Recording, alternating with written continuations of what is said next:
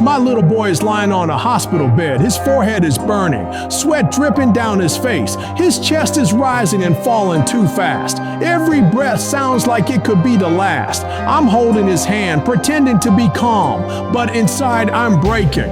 All I can think about isn't his health, it's the bill, because I don't have the money. My kid's fighting for his life, and I'm fighting a fucking bill. I'm a grown man, a father, supposed to be his protector, his hero, but right now, I'm nothing. I'm standing there begging a piece of plastic to save my child. Swipe, declined, again, declined. I failed, and my kid doesn't understand any of it. All he sees is his father, helpless. That was the lowest point of my life. Not when I was broke, not when I was hungry, but when my son needed me and I couldn't protect him. Every man fears failure, but this wasn't just failure. This was my kid paying the price for my weakness. Yeah, right there I made a promise. Never again will I stand powerless. Never again will a bill decide if my kid lives or dies. Never again will money expose me as weak. I'll bleed for every dollar. I'll crawl through fire. I'll do whatever it takes. I'd rather die on my feet than watch my boys suffer while I stand there broke. I went to war with myself. No sleep, no rest. Every shift I could take, I took. Every dollar I could earn, I earned. I worked tired, I worked hungry, I worked broken. And when the world slept, I was still grinding, stacking pain into progress.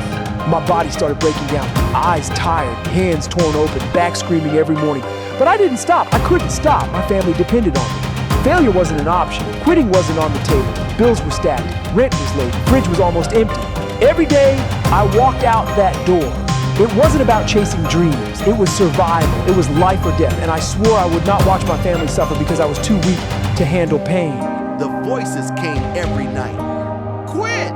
You've done enough! Take a break. I heard them loud, but I shut them down louder. I told myself, my pain means nothing compared to my family's pain. My exhaustion means nothing compared to my boy lying in that bed. So I kept moving. One more hour, one more day.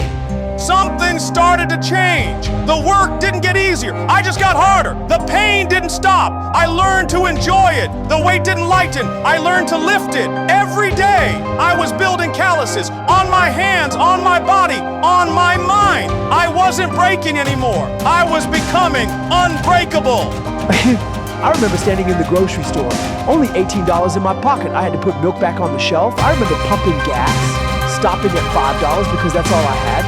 I remember my son asking for a toy and me saying maybe next time, knowing there might not be a next time. The old me would have drowned in that shame, but I turned every moment into fuel. I swore to myself, I will never be in those situations again. The day finally came. I walked back into that same grocery store, wallet full, head high. This time I didn't put anything back. I bought what my family needed. I bought what my son wanted. I filled the cart. I swiped the card. Approved. And in that moment, I knew the broke version of me was dead. I didn't stop there. Groceries and gas weren't the finish line. I wanted more. I wanted a home with my name on it. I wanted a bank account that never ran dry. I wanted my kids to grow up never knowing what it feels like to go without. I wasn't chasing comfort. I was chasing freedom. The freedom where no boss, no landlord, no bill collector could ever control me again. The first time it hit me was when I held the keys, not to a borrowed room, not to someone else's place, to my own house. I walked through the door, lights on, fridge full, kids running without worry, no eviction notice on the door, no calls from collectors, no shame in my chest. For the first time, I felt what freedom tastes like. But that still wasn't enough.